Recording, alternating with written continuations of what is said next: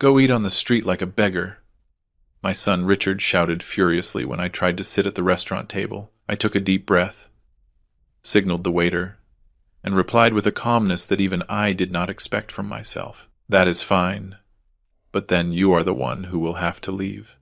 The words came out of my mouth with a serenity that surprised me. All the diners in the restaurant, the Imperial Crown, turned to stare at us. Richard froze, his face red with shame. His wife Sarah dropped her glass of wine, and the drink spilled onto the immaculate white tablecloth. What my son did not know was who I really am. My name is Mr. Robert Miller, and I am 65 years old. That night everything was about to change forever. But first I need to tell you how I got to that moment, because what happened after my words was something that no one, absolutely no one, expected. It all started 3 hours earlier when Richard called me on the phone. Dad, I want to invite you to dinner at the best restaurant in New York City. I have something to celebrate, and I want you to be there. His voice sounded different, almost mocking, with a tone I did not recognize in my own son. But as always, I wanted to believe that Richard was finally including me in his successful life. I prepared myself with such care for that night. I put on my best suit, a navy blue one that I had bought years ago downtown but rarely used. I combed my hair carefully. I put on a mild cologne and even wore the cufflinks that had belonged to my father. May God rest his soul. I wanted to look presentable for my successful son. Richard had prospered a lot in recent years. He was the regional manager of a large multinational company. He lived in a huge house in the Upper East Side, the most exclusive neighborhood in the city, and his wife Sarah only wore clothes from European designers. But with me, with his own father, Richard was increasingly cold and distant. The family Sundays that used to be sacred in our culture were now just a distant memory. He did not even invite me to Christmas parties anymore. I arrived at the Imperial Crown restaurant just in time at 8 o'clock at night. It was an incredibly elegant place located in Manhattan with embroidered white tablecloths, bohemian crystal glasses, and waiters dressed in impeccable suits. The kind of place where a single dinner costs more than $1,000 per person. A place I knew very, very well, although Richard had no idea about this. When I asked for Mr. Richard Miller's table, the waiter named Anthony looked me up and down. My navy blue suit, despite being my best garment, looked modest compared to the elegant clothes of the other men in the room. Some wore Rolex watches, others wore Italian shoes that cost more than 3 months of an average worker's salary. Of course, sir. Please follow me, Anthony said with a professional smile, although I could notice a glint of recognition in his eyes that he quickly hid. I walked behind him, feeling the curious gazes on me. Some people whispered, probably wondering what a man like me was doing in such an exclusive place. In this city, class differences are very visible, and I clearly did not seem to belong to that world of privilege. Richard was already seated at a central table with Sarah. She was wearing a very expensive red dress that she had surely bought at some boutique on Fifth Avenue, and jewelry that shone under the chandelier lights. I recognized the earrings. They were Cartier and were easily worth $15,000. As I approached, I noticed something that froze my blood. There was no chair for me. The table was perfectly set for 2 people with 2 sets of silverware, 2 glasses, 2 plates. But there was no place for a third. "Hello, son," I said with a forced smile, waiting for him to get up to give me a hug or at least explain where I would sit. In our family, we always greet with a hug, especially between father and son. But Richard looked at me with a smile that did not reach his eyes. "Oh, Dad, you arrived." He did not get up. He did not greet me warmly. Sarah did not even look up from her appetizer plate. It was a monumental lack of respect, something that goes against all the values with which I had raised him. "And my chair?" I asked, feeling the discomfort growing in my chest like a ball of fire. "Your chair." Richard began to laugh. But it was not a happy laugh. It was cruel, ruthless, full of poison. "Dad, I did not invite you to dinner. I invited you to see how successful people live so you understand the difference between us and you." I felt as if I had been hit in the stomach with a baseball bat. People at nearby tables began to pay more attention to our conversation. An elegant couple stopped eating to look at us. A group of businessmen interrupted their business talk. "Son, I do not understand," I murmured, trying to keep my dignity intact. My voice trembled, but I struggled to keep it steady. "You do not understand." Richard raised his voice, and several more diners turned to see us. "Dad, look at yourself. Look at this place. Do you really think you belong here? We dine here every week. We spend more in one night than you earn in a whole month working. Sarah finally spoke without looking up from her glass of French wine. Richard, do not be so hard. Your dad is not to blame for being poor or for being the way he is. Those words hurt more than my own son's. The humiliation was so intense that I felt tears forming in my eyes. But there was something they did not know, something I had kept secret for all these years, and that night the secret was about to come to light in the most spectacular way possible. Richard, please, I whispered, trying to control the tremor in my voice. I just wanted to spend time with you. It has been months since we talked as father and son. Do you remember when you used to go to my house on Sundays and we ate burgers together? My son leaned back in his chair, crossing his arms as if enjoying my discomfort. His attitude was one of absolute superiority, like a king looking at a beggar. Talk about what, Dad? About your boring life? About how you spend your days watching soap operas in your apartment in Queens? About how you have to take the subway and the bus because you do not have a car? People at nearby tables were not even pretending not to listen anymore. An elegant couple at the next table exchanged looks of pity towards me. A young waiter stopped nearby, clearly uncomfortable with the situation but not knowing how to intervene. I felt heat rising up my neck, but something inside me told me to stay calm. Son, I work hard. I have always worked hard to get ahead in life, I replied, trying to maintain my dignity. I do not have much money, it is true, but I have my pride. I have my honor as a man. Sarah let out a scornful laugh, and her accent of a rich girl from the Upper East Side became more evident. Pride, Mr. Robert? Excuse me, but what do you have to be proud of? You live in a 2-room apartment, take public transport, and buy your clothes at the flea market. I do not want to offend you, but that is the reality. Each word was like a stab, but what hurt the most was seeing the satisfied smile on my son's face. How had he become this cruel person? Where was the sweet boy I had raised with so much love and sacrifice? The same boy I taught to ride a bike in Central Park, whom I helped with his homework every night, whom I took to church every Sunday. Dad, continued Richard, raising his voice so more people could hear, the truth is that I am ashamed to introduce you as my father. Look at Sarah. Look how she dresses, how she speaks, how she behaves. That is the woman who corresponds to someone like me, to someone of my social level. Sarah smiled arrogantly and adjusted her dyed blonde hair. It was obvious she had spent a fortune on beauty treatments. Her red dress must have cost more than $10,000, and her shoes were from an Italian brand I knew very, very well. Too well, in fact. Sarah comes from an important family, Richard continued proudly. Her dad owns 3 luxury car dealerships in Texas. She studied at an Ivy League university, speaks 3 languages, and understands business. And you? What can you teach me? How to survive on $700 a week? The tears threatened to spill from my eyes, but I held them back. A man of my generation does not cry in public. We were taught to be strong, to endure, but this was too much. There was something Richard did not know, something Sarah did not know, something no one in my family knew, and that night was about to change their lives forever. The waiter, Anthony, approached our table discreetly. I had known him for years, although he could not say anything at that moment. He looked at me with concern in his eyes, and I could see it hurt him to witness this humiliation. "Do you wish to order anything else?" he asked politely, addressing Richard. "No, thanks," Richard replied abruptly. "My dad is not going to have dinner with us. In fact, I think it is time for him to leave. This place is for people who can afford it, not for—" He stopped, but we all knew what he was going to say.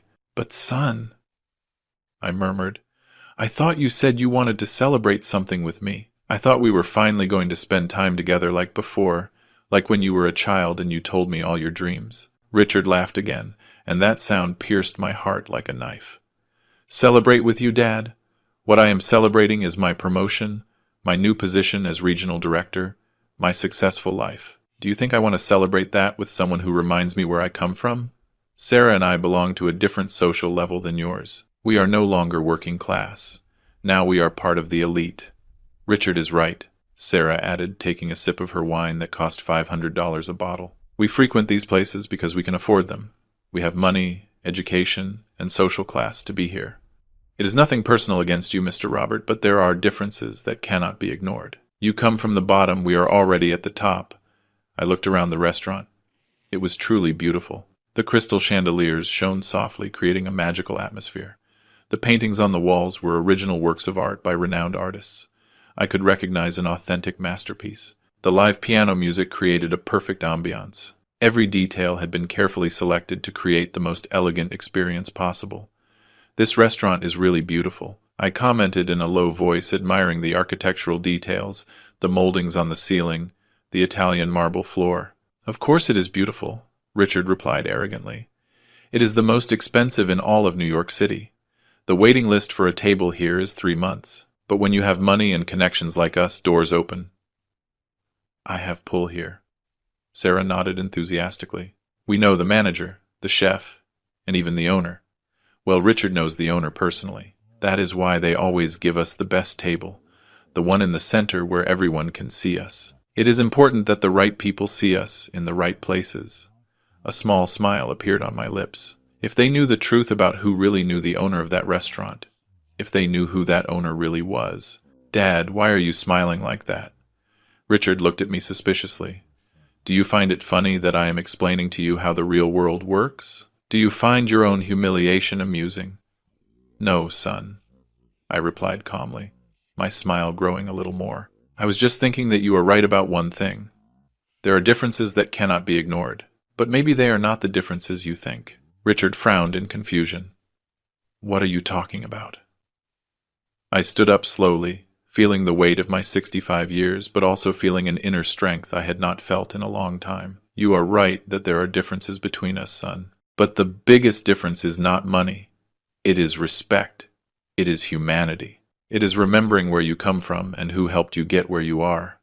Look, old man." Richard raised his voice even more, and now practically the whole restaurant was looking at us. "I am not going to keep listening to your poor man's sermons. I am tired of your cheap morality. If you have no money, if you achieved nothing in life, that is your problem, not mine. I did achieve success. I did go far." The tears now flowed freely down my face, and I no longer cared to hide them. "Do you know what is the saddest thing about all this, Richard?" My voice broke. "That I sacrificed everything for you. I worked double shifts for years to pay for your college.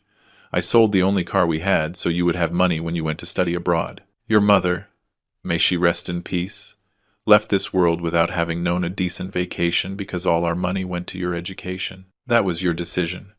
Richard replied coldly. "No one forced you to make those sacrifices. And frankly, Dad, that was the minimum you could do as a father. It was your obligation to give me a good education," Sarah added, looking at her perfectly manicured nails. "Besides, Mr. Robert, you should be proud that your son has reached so high. Many parents of your social class would be happy for their sons to rise in life. Why do you have to make this so difficult? Why can you not simply accept your place, my place?" I repeated, feeling a mixture of sadness and something else, something that was growing inside me. It was not anger exactly, it was determination. "You are right, Sarah. Everyone must know and accept their place, and I think the time has come for everyone at this table to know exactly what our place is." I turned to Anthony, who had been observing the whole scene from a respectful distance. "Anthony, could you bring me a chair, please? I think after all I'm going to stay for dinner." Richard let out a cruel laugh. "Seriously, Dad, are you going to stay here and be embarrassed? Do you not realize you do not fit in? Look at your old suit, your worn shoes. This place has a dress code and you barely meet it." "Oh, I think I fit in perfectly here," I replied with a calmness that surprised even myself. "In fact, I probably fit in better than you imagine." Anthony brought a chair and placed it at the table. I could see a small smile on his lips, as if he knew what was about to happen. I sat down elegantly, unfolded the napkin, and placed it on my lap. "Now, son, before you continue insulting me, let me ask you a question. When you said you know the owner of this restaurant, do you mean knowing him personally, or have you simply heard of him?" Richard hesitated for a moment. "Well, I have spoken to him a couple of times. He is a very important man, very private, but we know each other. He respects me because he knows I am an important customer who spends a lot of money here." "Interesting," I said, taking a sip of the water Anthony had served in my glass. "And what is the name of this important and private owner?" "His name is, well, everyone calls him Mr. Robert," Richard replied, and I could see a flash of doubt in his eyes. "Why do you ask?" The whole restaurant seemed to go silent. Even the piano music stopped for a moment. I looked my son directly in the eyes and said the words that would change everything. "How curious that you ask, son. Why is that, Mr. Robert?" "It is me." The silence that followed my words was deafening. Richard looked at me with his mouth open, his face going from the red of shame to the pale white of shock. Sarah dropped her fork, which clattered against the fine china plate with a sound that seemed amplified in the absolute silence of the restaurant. "What? What did you say?" Richard could barely articulate the words. His voice sounded like that of a small child, vulnerable and scared. "He was no longer the arrogant executive of a few minutes ago," I said. I repeated calmly, enjoying every second of this moment I had waited for so long, that I am the owner of the imperial crown. This restaurant with its embroidered tablecloths, its bohemian crystal glasses, its masterpieces on the walls, all this is mine. It has been for the last 15 years. Richard shook his head violently as if he could erase my words with the movement. "No, no, no, that is impossible. You live in an apartment in Queens. You take the subway. You buy your clothes at the market. I have given you money because I thought you needed it." A sad smile appeared on my face. "Yes, son, I accepted your money. Do you know what I did with it? I gave it to Anthony here present to help pay for his eldest daughter's college. Every dollar you gave me with pity I used to help someone who really needed it." Anthony, who had remained near our table, nodded with tears in his eyes. "It is true, young Richard. Mr. Robert is the most generous man I have known. When my wife needed emergency surgery 2 years ago, he paid for everything without me asking for anything. When my youngest son wanted to study music but we had no money for the conservatory, Mr. Robert got him a full scholarship." Sarah finally found her voice, although it sounded shaky. But this makes no sense. If you have so much money, why do you live like that? Why do you wear old clothes? Why do you take public transport?" I leaned back in my chair. I took the menu Anthony offered me and ordered without looking at it. "Anthony, please bring me the beef fillet with mushroom sauce, the one we prepare with mushrooms imported from Italy, and a bottle of the Chateau Margaux 1995, the one from the special cellar." Anthony smiled broadly. "Right away, Mr. Robert, the one from your personal reserve." As Anthony walked away, I looked at my son and daughter-in-law. "Why do I live like this?" "Because after your mother died, Richard, I realized something fundamental. She and I worked all our lives building this business. We started with a small food stand in the Bronx. Do you remember that, son? Of course not. You were very small." Richard remained silent, his arrogance completely evaporated. "Your mother and I worked from 5 in the morning until 11 at night. We saved every dollar. In 15 years we went from that food stand to owning 3 restaurants, then 5, then 10. And finally, 15 years ago, we bought this place. The imperial crown was a dream your mother and I shared." Tears began to roll down my cheeks. But this time they were not tears of humiliation. They were tears of memory, of love for the woman who was no longer here. "When your mother died 7 years ago, I was left with all this empire. 12 restaurants in total, 3 in New York, 2 in Chicago, 2 in Los Angeles, and the rest distributed in other cities. Do you know how much all this is worth, son? More than $50 million. Sarah choked on her wine. 50 million. Her voice was barely a whisper. "Yes," I continued, "but after your mother died, all that money seemed empty to me. I realized I had spent so much time building wealth that I forgot to build relationships. So I made a decision. I would live simply, modestly, to remember where I came from, to not lose touch with reality." I leaned forward, looking directly into my son's eyes. "I wanted to see, Richard, if you would love me for who I am, not for what I have. I wanted to know if the son I raised with so much love and sacrifice would keep the values your mother and I taught him, the values of humility, respect, and gratitude." "Dad, Richard tried to speak, but I stopped him with a gesture of my hand. "Let me finish. During the last 5 years since you got your job at that multinational company, I have seen you change. I have seen you become colder, more distant. You stopped visiting me. You stopped calling me. And when you finally called me, it was only to brag about your new house, your new car, your trips to Europe." Anthony returned with my food and wine. He served it with the same professionalism as always, but I could see in his eyes that he was enjoying this moment as much as I was. When the other diners saw the wine I had been served, several murmurs of surprise ran through the restaurant. That wine cost $2,500 a bottle. I took a sip, savoring the rich taste I had learned to appreciate over the years. "This wine is from my personal collection. I have more than 500 bottles in this restaurant's cellar. Some are worth more than $5,000 each. But do you know what, Richard? I would rather drink a glass of lemonade prepared by your mother at our old food stand than all the fine wine in the world. Sarah had started crying silently. Her perfect makeup began to run, and for the first time since I met her, she looked human, vulnerable. Mr. Robert, I did not know. Richard never told me you had had a food stand. He told me he came from a middle-class family. Ah, I said ironically. So Richard lied to you about his origins? He was so ashamed of where he came from that he had to invent a different story. Richard buried his face in his hands. Dad, forgive me, I do not know what to say. Do not say anything yet, I replied firmly, because I have not finished yet.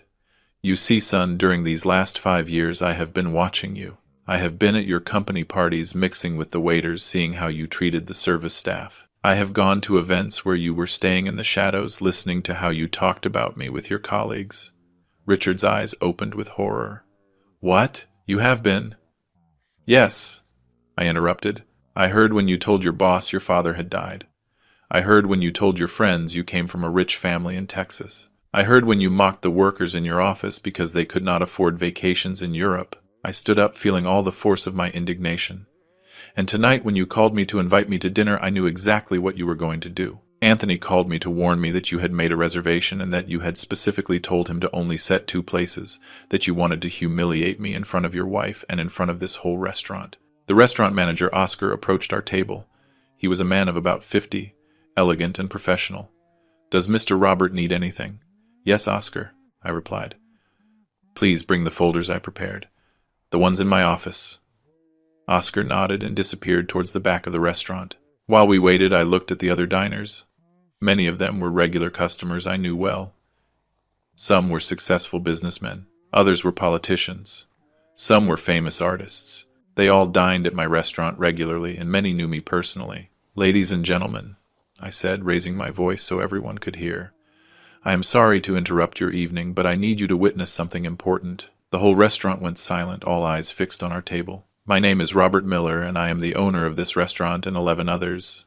Many of you know me. We have shared conversations. I have heard your stories. I have celebrated your successes, and I have comforted your failures. For me, this restaurant has never been just a business. It is a community. I pointed to Richard.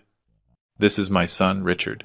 Tonight he invited me here with the purpose of humiliating me, of making me feel inferior, of showing me that he had ascended the social ladder while I had been left behind. What he did not know was that everything he has, everything he is, he built on the foundations his mother and I laid with our work and sacrifice.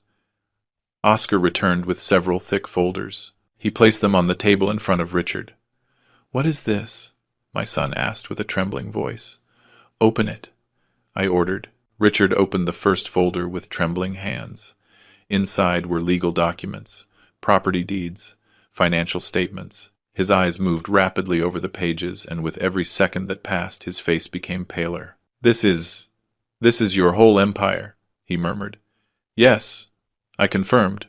12 restaurants valued at $50 million. But there is more. Open the second folder. The second folder contained a will. The will I had prepared 3 years ago when I thought Richard was still the son I had raised. That will, I explained, left everything to you, the whole empire your mother and I built. But that version is dated 3 years ago. Now open the third folder. Richard opened the third folder, and what he saw there made tears finally flow from his eyes. It was a new will dated 2 weeks ago. This new will, I said with a firm voice, leaves 80% of my fortune to a charitable foundation I established in your mother's name. A foundation that will help low-income families start their own businesses just as we did. And the other 20%, Sarah whispered. The other 20% will be divided among my loyal employees. Anthony will receive enough money to ensure his 3 children can finish college without worries. Oscar will receive enough to finally open the small restaurant he has dreamed of for years. And so with each of the 200 employees who work in my restaurants. And me? Richard asked, his voice broken. What do you leave me? I sat down again, tired suddenly. I leave you the most valuable lesson I can give you, son. I leave you the opportunity to learn what success really means, what humility means, what respect means. But, Dad, I have not finished. I interrupted him. However, there is something you should know. This new will is not activated yet. It is signed, but it has not been notarized. I have 30 days to decide whether to activate it or not." A flash of hope appeared in Richard's eyes.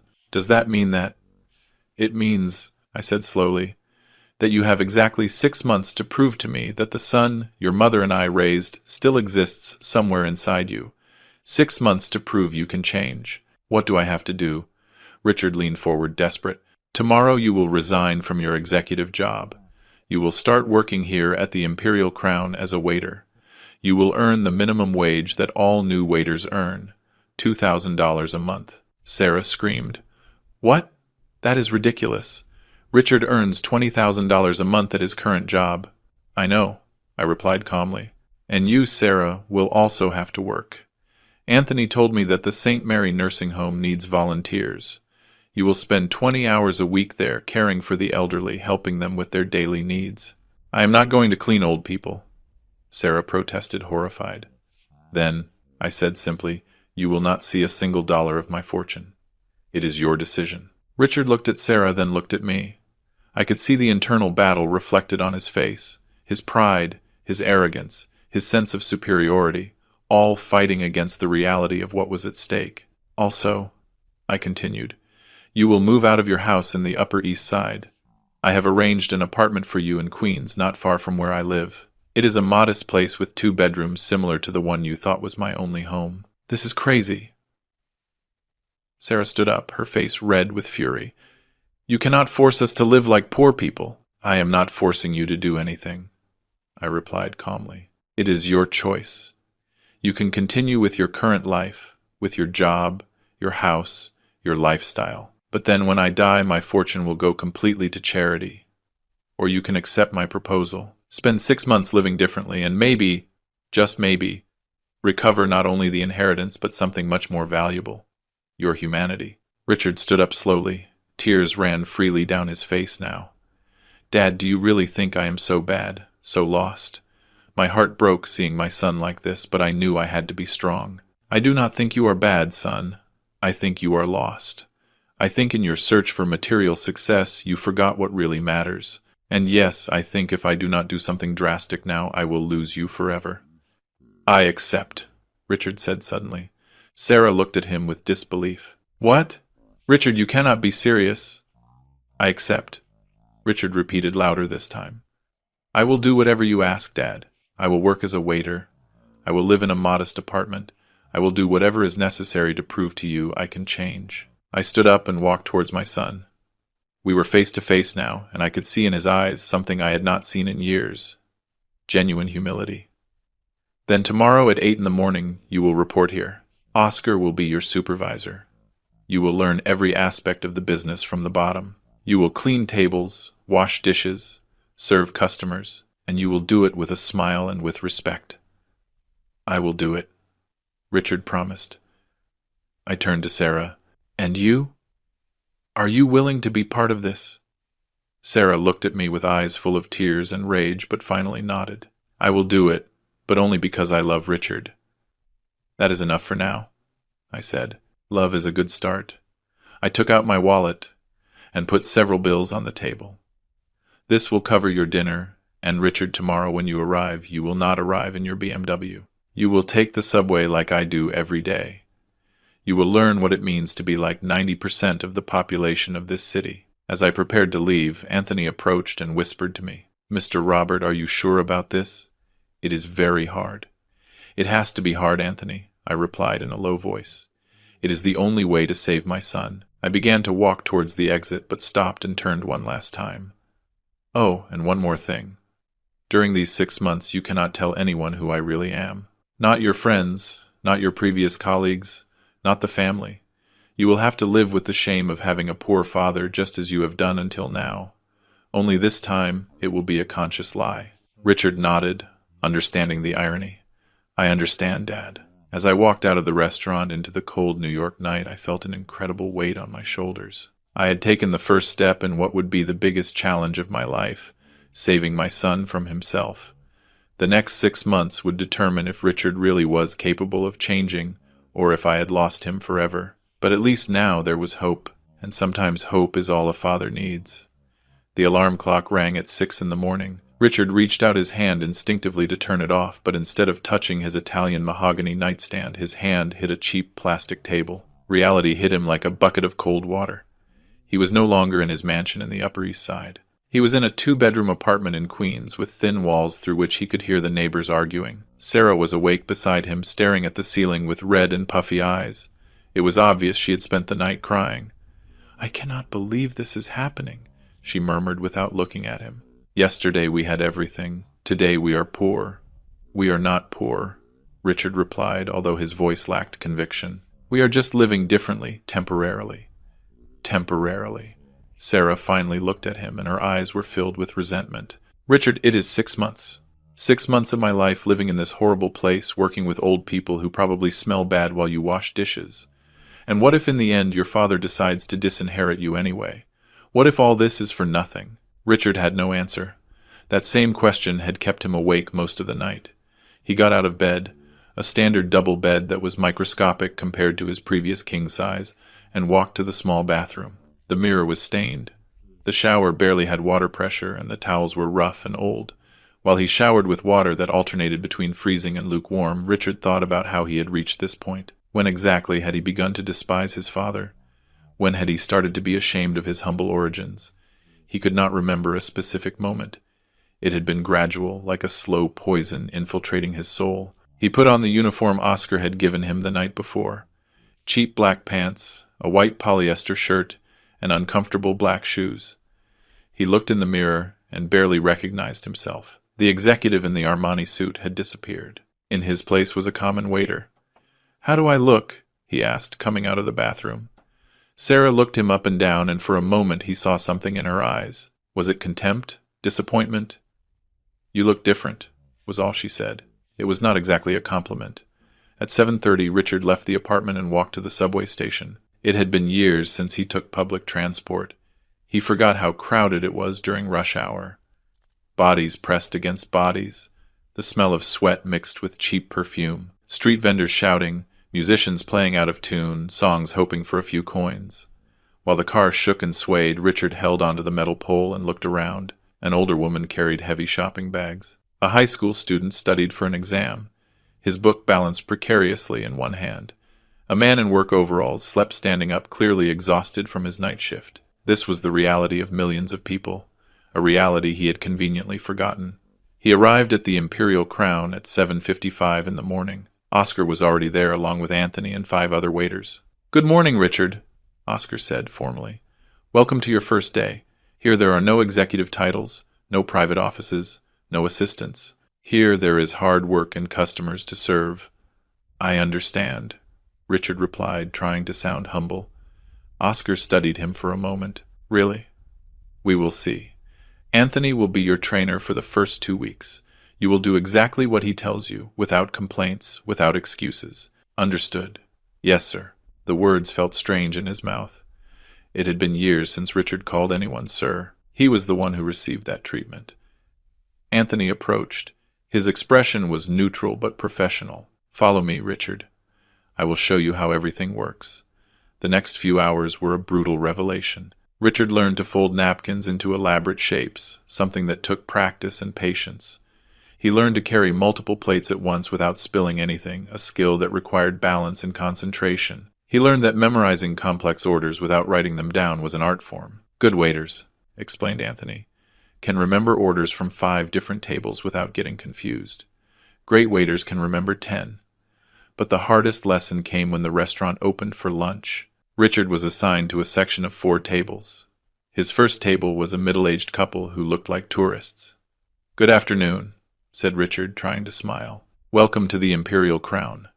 My name is Richard, and I will be your waiter this afternoon."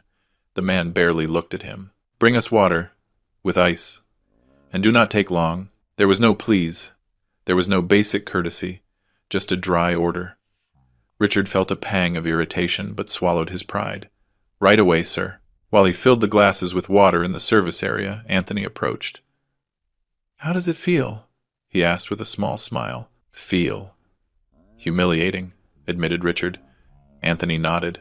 "That is exactly how you made your father feel last night." Remember? He asked you for a chair, and you treated him as if he were less than human. The words hit Richard like a slap. He was right. Absolutely right. He took the water to the table and, while serving, spilled a little on the tablecloth. "Careful, idiot," shouted the man. "Are you new or what?" "Yes, sir.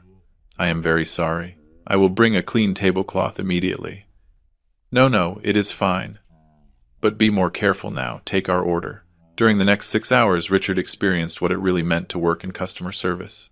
He had to endure complaints about food arriving too hot or too cold. He had to smile when a customer called him to complain that his steak was exactly as ordered, but I do not like it anyway, so bring me another one. He had to clean up when a small child knocked his orange juice all over the table and floor.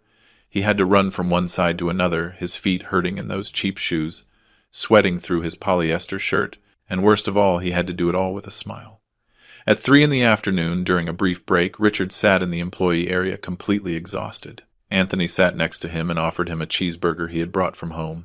"Eat, you need energy. The dinner shift is even busier." Richard took the burger, and at that moment he realized something. It was the best burger he had eaten in years. Not because it was gourmet or prepared by a famous chef. It was delicious because he needed it, because he had earned it with his work. "Anthony," said Richard after swallowing, "I want to ask you something. How do you do it? How do you stand people treating you like that day after day?" Anthony shrugged. "At first it was difficult, but then I learned something important. The way people treat me does not define my value as a person. I know who I am. I am a father who works hard to support his family. I am an honest man who does his job with pride. What rude customers think of me does not change that. But does it not make you angry? Do you not want to yell back?" "Of course," admitted Anthony. "But then I think of my children. I think of how Mr. Robert helped me when I needed it most. I think that this job allows me to give my family a decent life, and that makes it all worth it." Meanwhile, in another place in the city, Sarah was having her own revelation. The St. Mary nursing home was not what she expected. She had imagined a depressing and dirty place full of senile old people who did not even know their own names. Instead, she found a clean and cozy place with well-kept gardens and bright rooms decorated with family photographs. The director, a woman named Teresa, received her warmly. "Welcome, Sarah. Mr. Robert told us about you. He told us you would be helping here for the next 6 months." "Yes," Sarah replied coldly. "I am here because I have no choice." Teresa looked at her with understanding. "Many of our volunteers start like that, but most end up staying because they want to, not because they have to. Come, I will introduce you to some of our residents." Sarah was taken to the common room where several elderly people were sitting in comfortable chairs, some knitting, others reading, some simply looking out the window. "This is Mrs. Carroll," said Teresa, introducing a woman of about 80 with perfectly combed white hair. Mrs. Carroll was a primary school teacher for 45 years. Carroll smiled and her eyes shone with intelligence. "Nice to meet you, dear. Are you the new volunteer?" "Yes," Sarah replied, surprised that this woman seemed so lucid. "I did not expect that." "Well, did not expect that we could hold a conversation." Carroll laughed softly. "Many young people think that because we are old, we are stupid. But let me tell you a secret. We have more experience and wisdom in our little fingers than most young people in their whole body." During the next few hours, Sarah was assigned to help with various tasks. She helped Mr. Ernest, an 85-year-old former engineer, walk through the garden. She listened as he told her stories of how he had helped build some of the first subway lines in the city in the 60s. She helped Mrs. Lucy write a letter to her granddaughter who lived in California.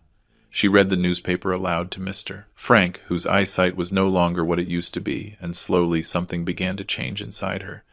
These were not just unimportant old people. They were people with incredible stories, with rich and complex lives, with wisdom earned through decades of experience. Mrs. Carroll told her about how she had taught more than 2,000 children to read throughout her career.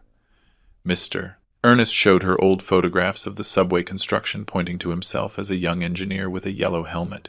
Mrs. Lucy told her about how she had raised 5 children alone after her husband died in a work accident. When Sarah left the nursing home at 5 in the afternoon, she felt emotionally exhausted, but in a way she had never experienced. It was not the physical exhaustion of a day of shopping on Fifth Avenue, it was the exhaustion of having really connected with other human beings, of having listened to their stories, of having mattered even for a moment in their lives. That night, Richard and Sarah met in their small apartment. Both were exhausted, both had sore feet, both had stories to tell. "How was your day?" asked Richard, sitting heavily on the worn sofa that came with the furnished apartment. "It was unexpected," admitted Sarah. "The old people are incredible, Richard. They have so many stories, so much wisdom. Mrs. Carroll told me something I cannot get out of my head." "What did she say?" "She said she can see my soul, that my soul is hungry not for food or money, but for purpose. She asked me what I had done in my life that really mattered, something I could be proud of on my deathbed." Richard remained silent. "And what did you answer?" "I could not answer anything," whispered Sarah, tears forming in her eyes. "I realized I have done nothing, absolutely nothing. I have lived 32 years on this planet, and I have not done a single thing that really matters." Richard took her hand. "I felt the same today. When Anthony gave me that burger during the break, when he treated me with kindness despite how I have treated him in the past, I realized something. He is a better person than me. He earns a fraction of what I earned, but he is richer in the things that really matter." They sat in silence for a moment, holding hands in that small and modest apartment. Outside, they could hear the sounds of the city, sirens wailing, children playing basketball in the street, a couple arguing in the apartment next door. "Sarah," said Richard finally, "I have to confess something. When my dad proposed this, I thought I would only have to endure 6 months, pretend I had changed, and then I could go back to my previous life. But today I realized something." "What?" "I realized I do not want to go back to being the person I was." That person was empty, full of money and possessions, but completely empty inside. Sarah looked at him, and for the first time in years, she really saw him. She did not see the successful executive with the expensive suit. She saw the man she had chosen to love, the man who was somewhere under all the layers of arrogance and pretense. "I do not want to go back to being who I was either," she admitted. "But I am afraid, Richard. I am afraid that if we change too much, we will not recognize each other." "Then we will change together," replied Richard, squeezing her hand, "and we will know each other again, but this time as real people, not as the people we pretended to be." However, their transformation was far from complete. The biggest test was still to come, and it arrived 2 days later when Richard was serving during lunch and saw someone enter whom he recognized immediately. It was Michael, his former colleague from the multinational company. Michael was accompanied by 3 executives, clearly on an important business lunch. Richard felt panic. Should he hide? Should he ask Oscar to switch him to another section? But before he could decide, Oscar approached. "Richard, table 7 is yours. There are 4 people." Table 7 was exactly where Michael and his colleagues had sat. There was no escape. With trembling legs, Richard approached the table. "Good afternoon, gentlemen. Welcome to the Imperial Crown. My name is Richard, and I will be your waiter this afternoon." Michael looked up from his menu, and his eyes opened with absolute shock. "Richard? Richard Miller?" There was no way to avoid it now. "Yes, Michael. It is me." The other 3 executives looked between Richard and Michael with curiosity. "Richard used to be one of our regional directors," explained Michael, clearly enjoying the moment. "One of the best, in fact." "What happened, friend? Did they fire you?" Richard could feel his cheeks burning with shame. All the eyes at the nearby tables were on him. This was the moment. He could invent a lie, say it was something temporary to protect his ego, or he could tell the truth. "I resigned," said Richard, keeping his voice steady. "I decided I needed a change in my life. I needed to learn humility." Michael laughed, but it was not a kind laugh. "Humility? Did you become a waiter to learn humility? That is ridiculous. Richard, you were one of us. You were someone important. And now what? Are you going to bring us water and clean our plates?" "Yes," replied Richard simply. "That is exactly what I am going to do." For a moment something passed between the 2 men. Michael saw something in Richard's eyes he had not seen before. It was not defeat. It was not shame. It was peace. It was the peace of someone who was finally being honest with himself. "Well," said Michael, finally, his tone a little less cruel, "then bring us 4 bottles of mineral water. And take your time. We are in no hurry." While Richard walked away towards the service area, he heard Michael talking to his colleagues. "Poor guy. Must have had some kind of existential crisis. He will probably go back to the corporate world in a few months." But Richard knew the truth. He was not having a crisis. He was having an awakening. And although the path ahead would be difficult for the first time in years, he felt he was walking in the right direction. 3 months had passed since that fateful night at the Imperial Crown. 3 months that felt like 3 years. Richard looked at himself in the mirror of the small apartment bathroom. He had lost weight. His face looked thinner with lines of tiredness around his eyes. But there was something different, too. His eyes had a clarity they had not had in years.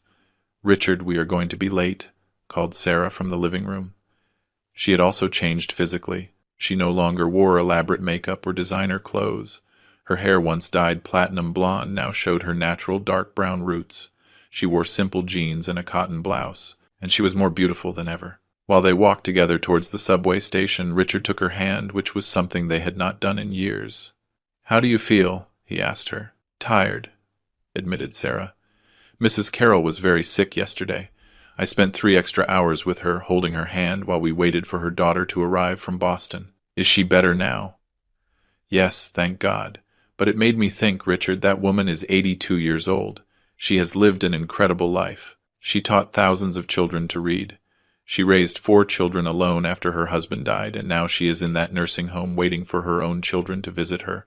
And most of the time they do not come." There were tears in Sarah's eyes.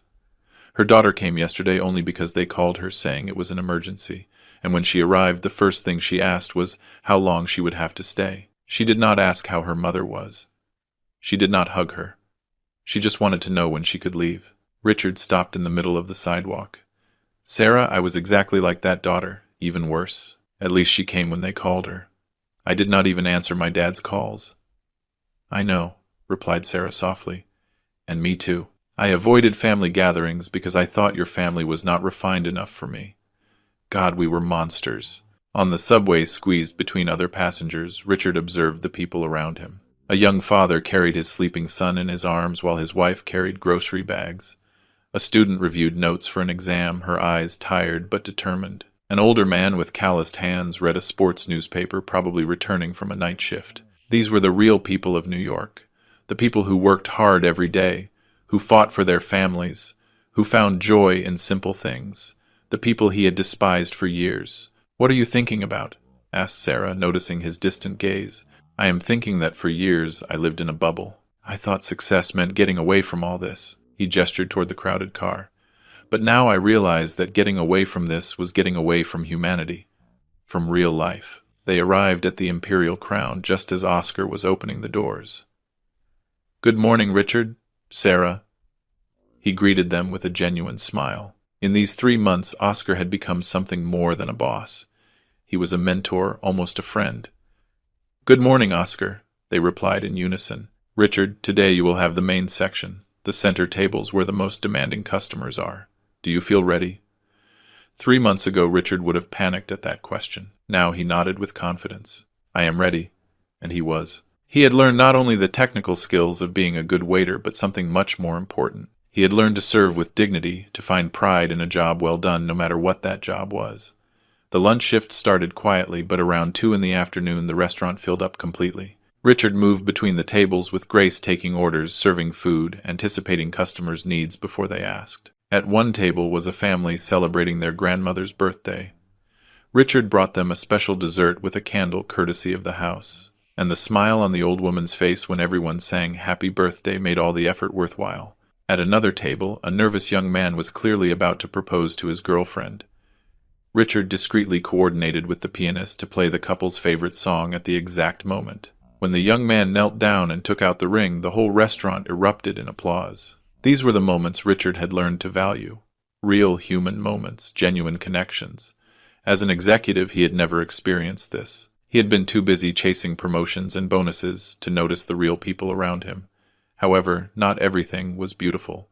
At 3 in the afternoon, a group of 5 businessmen entered the restaurant. Richard recognized 2 of them. They were partners from his old company. "Good afternoon, gentlemen," he greeted professionally. "Welcome to the Imperial Crown." One of them, a man named Frank, stared at him. "Richard Miller, I cannot believe it. I heard the rumors, but I did not believe them. You are really working as a waiter." The other men at the table began to laugh. "Man, you must have screwed up big time to end up here," said another. "What did you do? Did you steal from the company? Did you mess with the boss's wife?" Richard felt the heat rise up his neck, but took a deep breath. Anthony had taught him how to handle difficult customers. "Gentlemen, would you like to hear the specials of the day?" But Frank was not ready to let him go. No, wait. You have to tell us. How is it that the great Richard Miller, the man who once closed a $5 million deal, is now waiting tables? It is like a soap opera. My personal life is exactly that, replied Richard calmly. Now, do you wish to order, or do you need more time with the menu? Frank leaned back in his chair, studying Richard. Do you know what is the most pathetic thing? That your wife also fell with you. I heard Sarah is working in a nursing home. Sarah, the queen of the Upper East Side, cleaning old people. It is almost poetic. Richard felt his hands clench into fists, but then he remembered something Mr. Robert had told him once when he was a child.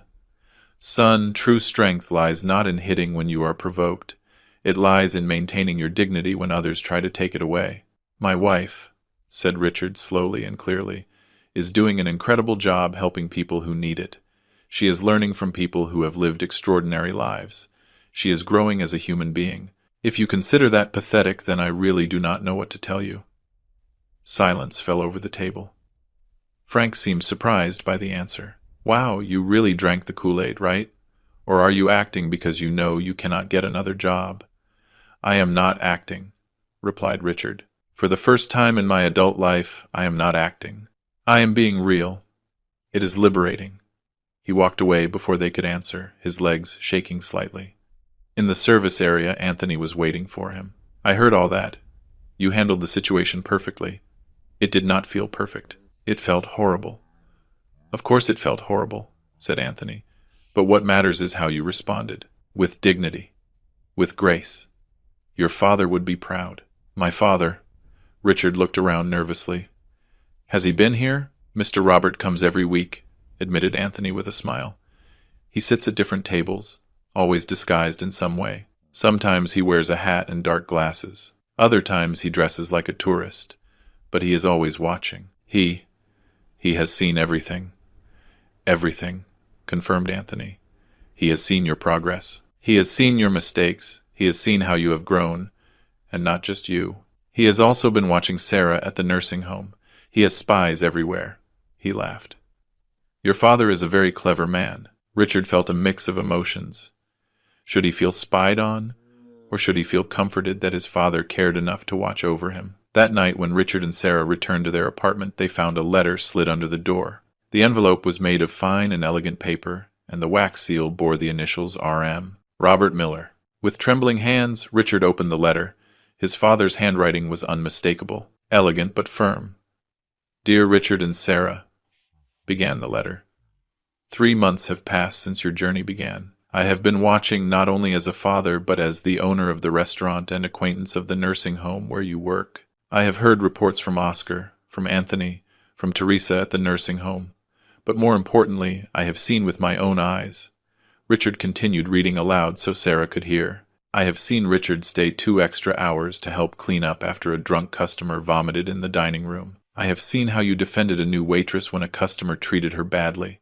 I have seen how you have started arriving early to help set up the restaurant without anyone asking you. And Sarah, I have heard wonderful stories about you. Teresa tells me you have become the residents' favorite, that you spend your free time teaching them to use tablets so they can make video calls with their families, that you organized a surprise birthday party for Mr. Ernest when no one else remembered. Tears rolled down Sarah's cheeks as Richard continued. But I have also seen your moments of weakness. I have seen you argue about whether it is worth going on. I heard you, Sarah, when you told Richard you wanted to quit, that it was too hard. And I saw you, Richard, when you almost hit that customer who insulted your father without knowing that your father was sitting at the table next door watching. Richard remembered that incident from 2 weeks ago. A drunk customer had made derogatory comments about failed fathers who cannot support their children. Richard had been about to lose control, but Anthony had stopped him in time. I want you to know, continued the letter, that real change is not linear.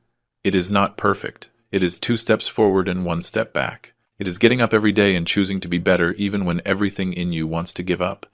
And that is exactly what you have been doing. But now comes the hardest part. The next 3 months will be harder than the first 3, because now that you have tasted this new lifestyle, now that you have started to change, the temptation to go back to the old will come. The comfort of your previous life will call you. Your old friends will pressure you. Society will try to convince you to return to normality. This is my question for you. Will you keep going because you have to, Or will you keep going because you want to? Because if you are only doing it for the money, for the inheritance, then you have already failed. But if you are doing it because you really want to be better people, then you have already won, regardless of what happens to my fortune. The letter ended with, I love you both. I have always loved you. But now, for the first time in years, I also respect you. With love, Dad. Richard dropped the letter and covered his face with his hands. He sobbed, his body shaking with the force of his emotions. Sarah hugged him, and she was crying too. I am not doing it for the money, said Richard between sobs. Not anymore. I am doing it because I finally understand what my dad has been trying to teach me all my life. Me neither, added Sarah. Mrs. Carroll asked me last week what I would do if Mr. Robert decided to disinherit us completely. I told her the truth. I would stay at the nursing home anyway. I would stay because I finally found something that makes me feel useful, that gives meaning to my life. They sat on the floor of that small apartment, hugging, crying, but also healing. Healing from years of living fake lives, of chasing empty things, of measuring their worth by their bank account instead of their character. The next day, something extraordinary happened. Richard was serving lunch when a small boy, maybe 5 years old, spilled his orange juice all over the table and floor. The boy's mother looked mortified. I am so sorry. My son is very clumsy. Please do not charge us for this. Richard knelt down to the boy's level, who was about to cry. Hey, champion, do not worry. Do you know what? When I was your age, I spilled a whole pitcher of water on my mom's table, and she told me something I never forgot. What did she tell you? Asked the boy with a trembling voice. She told me accidents happen. The important thing is not the accident, but how we react afterwards. So let's clean this up together, and then we are going to keep enjoying our day. How about we clean this together? The boy's face lit up. Really? Really? Richard and the boy cleaned together, turning the task into a game. When they finished, the boy was laughing. The mother had tears in her eyes. Thank you. You do not know how much this means. Most people would have made us feel terrible. We are all human, replied Richard. We all make mistakes. The important thing is how we treat each other afterwards. While the boy and his mother were leaving, Richard felt a hand on his shoulder. He turned and saw an older man with a hat and dark glasses, but he would recognize that posture anywhere. Dad, he whispered. Mr. Robert took off his glasses and smiled. There were tears in his eyes. That was your moment, son. That was the moment I knew the transformation is real. It was not how you handled difficult customers. It was not how you worked hard. It was how you treated that little boy with kindness and dignity. That is how I treated you when you were a child, which I now see you finally understand why. Richard threw himself into his father's arms, and both cried right there in the middle of the restaurant. The customers watched, some with curiosity, others with understanding. Anthony approached silently and changed the sign on the table where Mr. Robert was to reserved, giving them privacy. I am so proud of you, son, whispered Mr. Robert. Your mother would be so proud. Dad, I have no words. I am so sorry for everything I said, everything I did. Shh! You do not need to apologize anymore. You have already proven it with your actions, and actions always speak louder than words. They sat together, father and son, in that restaurant that represented so much of their family legacy, and for the first time in years they simply talked. Not about business or money or social status. They talked about life, about love, about what really matters. And Richard realized that these 3 months, although brutally difficult, had been the greatest gift his father could have given him, the opportunity to find himself again. But the journey was not over yet. There were still 3 months left, and as Mr. Robert had warned in his letter, the next 3 months would be the true test. Because it is one thing to change when you have no choice. It is quite another to maintain that change when the doors open again. The question was, who would Richard be when he finally had the option to return to his previous life? That answer would determine not only his inheritance, but the rest of his life. The 5th month arrived with challenges none of them had anticipated. It was as if the universe was testing their commitment in the most cruel way possible. It all started when Sarah received a call from her old friend Valerie. Sarah, darling, where have you been? We have missed you at all our gatherings. We are having a brunch this Sunday at the country club. You have to come. Sarah looked at her reflection in the mirror of the small apartment, her hair now completely brown without expensive dyes, her skin without the weekly spa treatments she used to have, simple clothes bought at discount stores. Valerie, my life has changed a lot. I do not think I fit in those gatherings now. What are you talking about? I heard crazy rumors that Richard left his job and that you are living well, like normal people. But that cannot be true, right? Tell me they are just gossip. Sarah took a deep breath. It is not gossip, it is true. Richard works as a waiter and I work in a nursing home. The silence on the other end of the phone was deafening. Then Valerie laughed uncomfortably. Ah, I understand. It is like a social responsibility project or something, right? For Richard's company? How noble. But tell me when it ends so we can make real plans. It is not a project, Valerie. It is our life now. And do you know what? I am happier now than I was in all those years of superficial brunches and empty gossip. Wow. Valerie's voice turned cold. You do not have to be rude. If you prefer to live like a poor person, that is your decision. But do not act as if you were better than us. After hanging up, Sarah sat on the worn sofa and cried. Not because she missed that life, but because she realized how superficial all those friendships had been. When Richard came home that night, he found her still crying. What happened, love? She told him about the call with Valerie. Richard hugged her tight. I also received similar calls. Frank called me to offer help. He told me that if I needed money, he could get me a loan, as if I were some kind of charity case. And what did you tell him? I told him I did not need his help, that for the first time in my life I was exactly where I needed to be. But the temptations did not end there. A week later, Richard's former boss, the CEO of the multinational company, visited the Imperial Crown. Richard was cleaning a table when he heard a familiar voice. Richard Miller? What an interesting surprise. It was Mr. Charles, the most powerful man in the company, a tycoon who handled billion-dollar contracts. Mr. Charles. Richard straightened up, feeling the old instinct to act submissive before his former boss. But then he realized he no longer worked for this man. I need to talk to you. Richard looked at Oscar, who nodded, giving him permission. He sat down, feeling strangely at peace. I have been following your situation, began Mr. Charles. It is fascinating, really. A brilliant executive. One of my best talents now waiting tables. Some say you had a nervous breakdown. Others say it is some kind of social experiment. It is none of those things, replied Richard calmly. It is a personal journey. I am learning humility, gratitude, and what it really means to work hard. Mr. Charles leaned back in his chair, studying Richard. Interesting, very noble, but also very foolish. Richard, you left a promising career. You were on your way to becoming national director. You would have earned more than $30,000 a month. And you threw it all away for... What? A lesson in humility? Yes, replied Richard simply. Exactly for that. Well, here is the deal. Mr. Charles leaned forward. I want you back. The company wants you back. We are willing to offer you a position even better than the one you had. Senior Regional Director.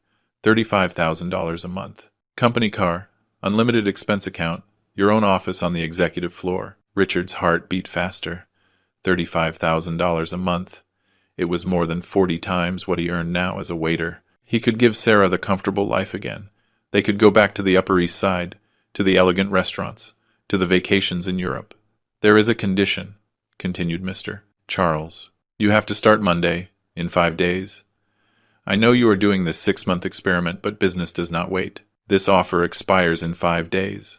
Why the rush? Asked Richard, his mind working quickly. Because we have a massive contract with a European company that needs someone with your experience. If you do not accept, I will have to give the position to Frank, and frankly, you are better than him.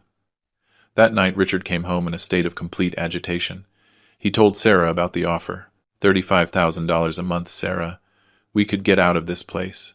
We could have our life back. Sarah looked at him with serious eyes. Do you want our life back? I do not know. I mean, do you not miss living comfortably? Do you not miss not having to worry about money? Do you know what I miss? Replied Sarah. I do not miss anything about that life. I miss the person I used to be when we were young and newly married. When we lived in an apartment even smaller than this, and we were happy. I miss the man who loved me for who I was, not for how I looked on his arm at social events. Sarah, that is not fair. It is not fair. Richard, we have to finish these 6 months, not for your father's money, but because we need to prove to ourselves that the change is real. If you accept that job now, all this will have been for nothing. But it is $35,000 a month. Richard sounded desperate. Think of what we could do with that money." "Yes, we could do a lot," said Sarah sadly. "We could buy many things, but would we be happy? Would we be better people? Or would we simply go back to being who we were, empty, arrogant, and miserable, despite all our wealth?" Richard stayed awake all night, staring at the ceiling, thinking. Mr. Charles's offer was tempting, incredibly tempting. But then he thought of Anthony, who worked long hours for a fraction of that salary, and was happier than Richard had ever been as an executive. He thought of Mrs. Carroll, who lived with almost nothing but had a wealth of experiences and wisdom. He thought of his father, Mr. Robert, who had built an empire but chose to live modestly so as not to lose touch with his humanity. And he thought of the boy who had spilled the orange juice and how that simple act of kindness had made him feel more satisfied than any $1,000,000 deal. The next day, Richard went to find Mr. Charles at his office. The secretary was surprised to see him. "Richard Miller is here to see Mr. Charles," she announced over the intercom. Mr. Charles received him with a big smile. "Did you make your decision? I knew you would see reason. Let me call Human Resources to start the paperwork." "Mr. Charles," interrupted Richard, "I came to thank you for your offer, but I have to decline." Mr. Charles's smile faded. "What? Are you turning down $35,000 a month to remain a waiter?" "Yes," said Richard firmly, "because what I am learning now is worth more than any amount of money." "You are crazy," said Mr. Charles, shaking his head. "Completely crazy. Do you know how many people would kill for this opportunity? I know 6 months ago I would have been one of those people, but I am not that person anymore, and that is something money cannot buy." As Richard walked out of the corporate building, he felt something extraordinary. Relief. Pure and simple relief. He had faced the greatest possible temptation and had chosen the right path, not because he had to, but because he wanted to. That night when he told Sarah what he had done, she cried with joy. "I am so proud of you, so incredibly proud." "I could not have done it without you," admitted Richard. "You reminded me who I want to be." But the universe had one last test in store for them. A week later, Sarah received a call from the nursing home. It was Teresa, and her voice sounded urgent. "Sarah, you need to come now. It is Mrs. Carroll. She is dying." Sarah ran to the nursing home, her heart beating hard. When she arrived at Mrs. Carroll's room, she found the old woman in her bed, surrounded by medical machines. Her breathing was weak and labored. Mrs. Carroll's daughter was there, but she was talking on the phone about work, barely paying attention to her dying mother. "Mrs. Carroll," whispered Sarah, taking the old woman's hand. Mrs. Carroll's eyes opened slowly, and a small smile appeared on her lips. "Sarah, my child, you came." "Of course I came. I am always going to come when you need me." Mrs. Carroll pointed weakly towards her daughter, who was still on the phone. "Her? She does not understand. She spent her whole life chasing money. She forgot what matters." "Shh, do not strain yourself," said Sarah, tears falling down her cheeks. "But you understood," continued Mrs. Carroll with difficulty. "You arrived here thinking you were superior. But you learned. You learned that we are all equal. We all need love. We all need purpose. You taught me that," said Sarah. "You and everyone else here taught me what really matters in life." Mrs. Carroll squeezed Sarah's hand weakly. "Sarah, promise me something. Promise me you will never forget these lessons. That you will never go back to being the person you were." "I promise," sobbed Sarah. "I promise with all my heart." "Good." Mrs. Carroll closed her eyes, her smile still on her face. "Then, I am ready. I can go in peace knowing I helped save a soul." Mrs. Carroll passed away peacefully that afternoon with Sarah holding her hand. Her daughter hung up the phone only when the machines began to make that continuous, flat sound, indicating the heart has stopped. "Why did you not tell me it was so urgent?" she shouted at Teresa. "I called you 3 hours ago," replied Teresa calmly. "You chose to stay in your work meeting." Mrs. Carroll's daughter looked at Sarah, who was still holding her mother's hand, tears running down her face. And at that moment something changed in the daughter's expression. She saw what she had lost. She saw what she had sacrificed in her pursuit of success. And it was too late. That night Sarah told Richard about Mrs. Carroll. "She made me promise I would never forget the lessons I learned here. And I will not, Richard, never. No matter what happens with your father's inheritance. No matter if we end up rich or poor. I will never go back to being who I was." "Me neither," promised Richard. "And you know what? I do not even care about the inheritance anymore. What we have gained in these months is worth infinitely more than any amount of money. It was only 2 weeks until the 6 months were up, 2 weeks for Mr. Roberts' final evaluation. But for Richard and Sarah, the evaluation no longer mattered. They had already gained something much more valuable than money. They had regained their souls. They had recovered their humanity. They had found themselves. And in a corner of the nursing home, observing everything discreetly, was Mr. Robert. He had heard about Mrs. Carroll's death. He had heard how Sarah had been there until the end, while the old woman's own daughter had barely paid attention.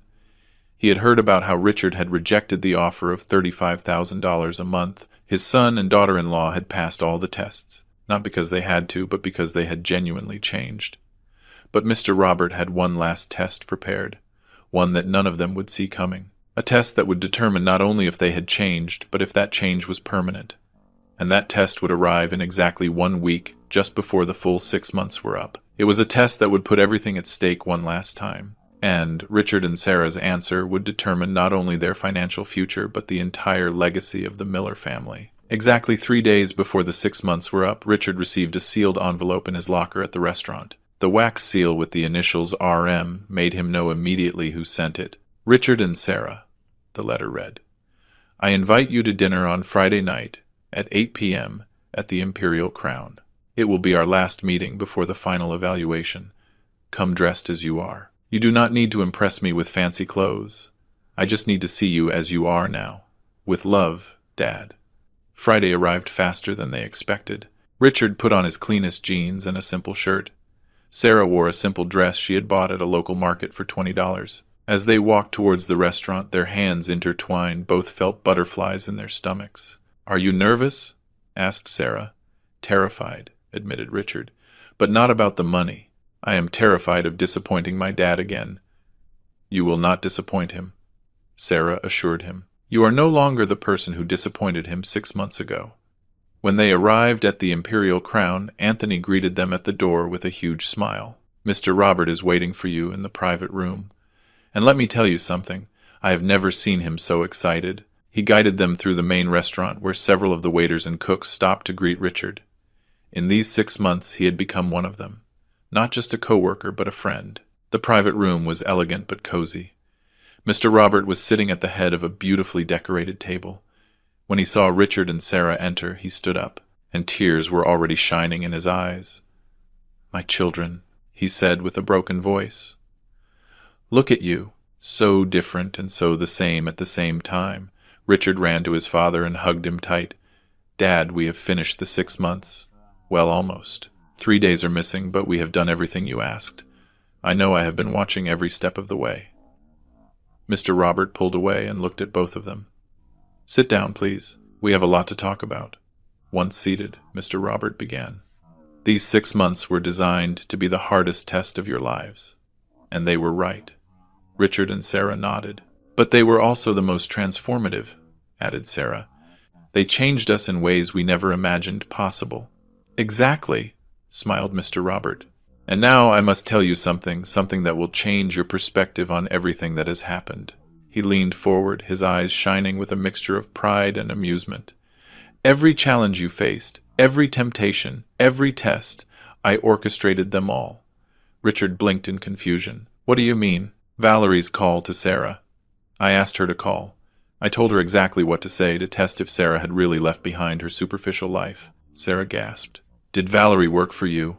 Not exactly worked for me, but I asked her for a favor. And curiously, she felt terrible after the call. She called me crying, saying she had been so cruel to you that she realized how empty her own life was. In fact, she is now a volunteer at the same nursing home where you work. And Mr. Charles? Asked Richard slowly, beginning to understand the magnitude of his father's manipulation. Mr. Charles is my friend of 30 years, admitted Mr. Robert. I asked him to offer you that impossible-to-refuse job. I needed to know if you would choose money or your principles. And you chose your principles. I am so proud I have no words. Richard did not know whether to feel angry or impressed. Dad, that was massive manipulation. Yes, it was, accepted Mr. Robert without regret. But it was necessary. You see, son, anyone can behave well when there is no alternative. The true measure of a man is how he behaves when he has choices. And you chose correctly every time. He stood up and walked towards a wall of the private room where there was a large painting covered with a cloth. Now let me show you something. He removed the cloth, revealing a beautiful painting. It was an oil painting of Richard, Sarah, and Mr. Robert, but there was something special about it. In the painting was also the image of a beautiful dark-haired woman smiling from the background. "Your mother," whispered Richard. "Yes." Mr. Robert gently touched his wife's image. "This painting was commissioned 6 months ago, the day after that terrible dinner. I told the artist to paint how I hoped our family would look after the transformation. And look at you, it came true." He turned to them, tears running down his cheeks. "Your mother would be so proud when she was dying. Her biggest fear was not leaving me. It was leaving you, Richard, knowing you had become someone she did not recognize. Someone arrogant, cruel, who had forgotten where he came from." "Dad, I am so sorry," sobbed Richard. "I know, son. And now let me fulfill the promise I made to your mother on her deathbed. I promised her I would find a way to save you, to bring back the son we raised with so much love. And I did." Mr. Robert took a large envelope out of his jacket. "This is the new will, the definitive one, and I want to read it in front of you now." He opened the envelope and began to read. "I, Robert Miller, in full possession of my mental faculties, declare that I leave my restaurant empire, valued at $50 million, as well as all my properties and savings, to my son Richard Miller and his wife Sarah." Richard and Sarah looked at each other, stunned. "But Dad, I thought you were going to donate everything to charity." "Let me finish," smiled Mr. Robert. "However, this inheritance comes with permanent conditions. First condition: Richard will work in the restaurants, but not as a distant executive. He will start as manager of the Imperial Crown, working side by side with the employees, knowing every aspect of the business from the inside. Second condition: 20% of all profits will go to a foundation in your mother's name, which will help low-income families start their own businesses just as we did. Third condition: every employee of the restaurants will receive annual bonuses based on total profits. No one working for the Miller family will live in poverty. Fourth condition: Sarah will continue her work at the St. Mary Nursing Home, but now as the paid director of a new program we will create, Bridges Between Generations, which will connect young volunteers with the elderly. The program will be funded by the restaurants. And the fifth and most important condition." Mr. Robert paused, his voice trembling. "Every year on the anniversary of that terrible dinner, Richard and Sarah will spend a full week living as they did these 6 months, living in that apartment in Queens, working as a waiter and volunteer, to never forget these lessons." Silence filled the room. Then Richard spoke, his voice firm and clear.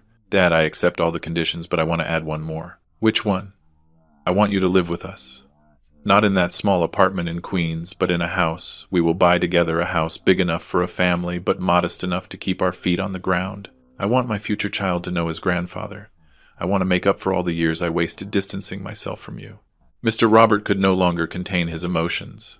He cried openly, and Richard and Sarah joined him.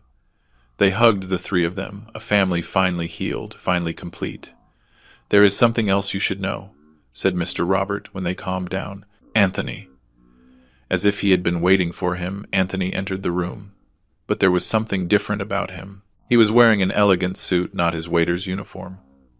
"Richard, Sarah, meet Anthony Ramirez, my business partner. He owns 10% of all the restaurants. He is one of the richest men in New York." Richard almost fell off his chair. "What? Anthony is a millionaire." Anthony smiled. "I did not start like that, mister. Robert gave me my first opportunity 20 years ago when I was nobody, and during these 6 months my job was to be your guide, your living example of what it means to work with dignity and humility regardless of how much money you have in the bank. All this time," murmured Sarah, "all this time we have been surrounded by tests and lessons," completed Anthony. "And you passed them all. Mr. Robert not only taught you humility, he taught you to see people for who they are, not for how they look or how much they have." Mr. Robert stood up. "Now there is one last thing, follow me." He led them back to the main dining room of the restaurant, where they were surprised to see it was full of people. But they were not ordinary customers. There were all the employees of the Imperial Crown. There were Teresa and the residents of the St. Mary Nursing Home who could travel, including Mrs. Carroll's daughter who had red eyes from crying. There was Oscar, the manager. There were the cooks, the dishwashers, the cleaning staff. "These are the people who really matter," announced Mr. Robert. "The working people who make our world work. And today I want you all to witness something special." He turned to Richard. "Son, I apologize for the harsh way I taught you this lesson, but I do not regret the result. You have returned to being the son your mother and I raised, the son of whom we can be proud." "No, Dad," replied Richard, his voice amplified by the respectful silence in the room. "It is you who saved me. You saved me from an empty life, from becoming a monster. You gave me the chance to change when many parents would have simply given up on their children." He turned to everyone present. "I want you all to know something. 6 months ago, I was the worst version of myself. I was arrogant, cruel, and despised anyone who was not on my social level. I humiliated my own father in this very restaurant. But these 6 months taught me something invaluable. We are all equal. The waiter, the CEO, the old man in the nursing home, the young student. We all have the same human dignity. We all deserve respect. And true success is not measured in dollars, but in the lives we touch and the people we help." The room erupted in applause. Anthony hugged Richard. Oscar patted him on the back. Teresa hugged Sarah. And in the middle of it all, Mr. Robert watched with deep satisfaction. His plan had worked. His son had returned. Mrs. Carroll's daughter approached Sarah, tears on her face. "My mother died happy thanks to you.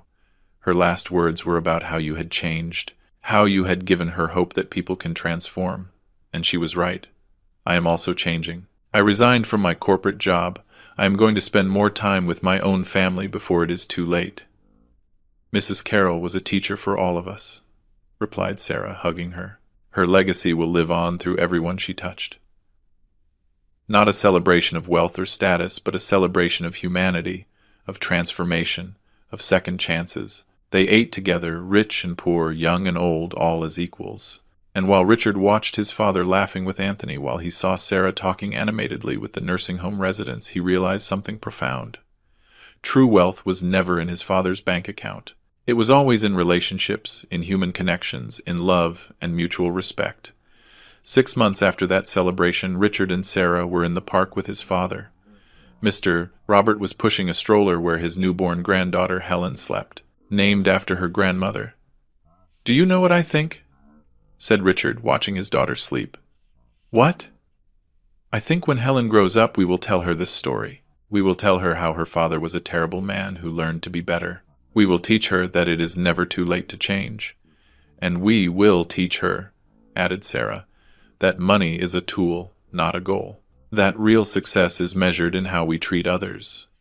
Mr. Robert smiled, his eyes moist. "Your mother would be so happy. She always said family was the most important thing. Now we finally have a real family again." As they walked together through the park, a united and healed family, Richard reflected on the incredible journey he had taken. From arrogant executive to humble waiter, from ashamed son to proud heir, from empty man to loving father. And all because his father loved him enough to give him the hardest lesson of his life. The lesson that a person's true worth is not in what they have, but in what they give.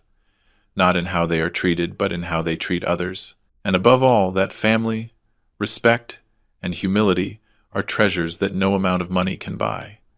The story of Richard and Mr. Robert became a legend in New York City. The Imperial Crown is now known not only for its excellent food, but for its fair labor practices and its commitment to the community. Sarah's Bridges Between Generations program expanded nationally, connecting thousands of young people with the elderly, creating understanding between generations. And every year, faithfully, Richard and Sarah spend a week living in that small apartment in Queens, working as a waiter and volunteer.